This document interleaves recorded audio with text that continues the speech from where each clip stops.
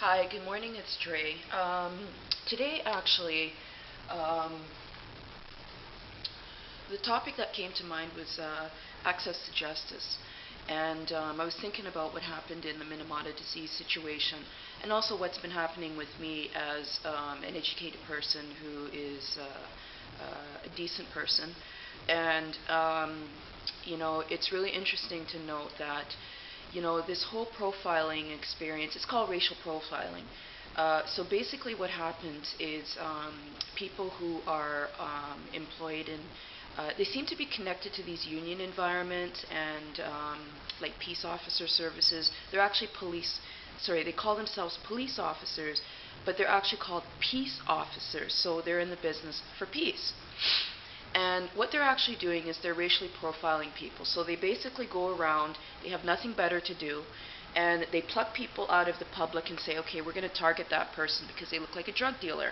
So we're going to go and we're going to harass them. We're going to create this data file on them. So basically what they do is they actually create this, it's like creating a criminal record for someone who isn't a criminal.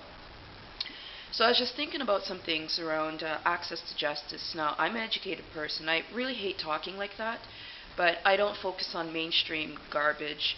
I stopped watching TV actually in 1986 because of the quality of programming, which is so poor.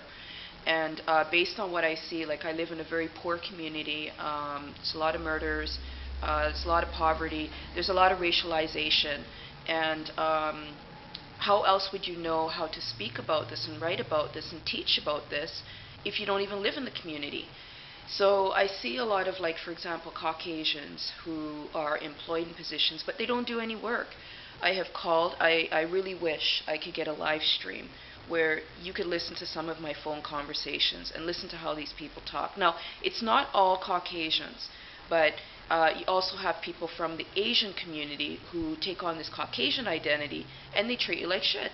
So there's different ways to access justice. For example, there's something called the, depending on where you are, always go to how the country actually governs itself. So what we have here in Canada is something called this. It's called the Canadian Charter of Rights and Freedoms, and actually you should get one of these in your home. Every single person should have one of these, so that if anybody has any concerns around how they're supposed to behave, you can refer them to something like this.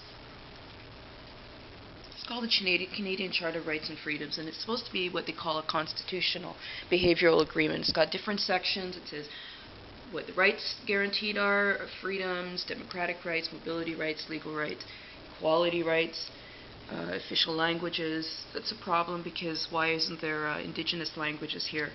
Minority languages. I don't know if any language considers them as a minority, themselves as a minority. Enforcement. What does enforcement mean? General application of the charter, and it was signed by this person who had, Trudeau, who had a problem with the indigenous community. And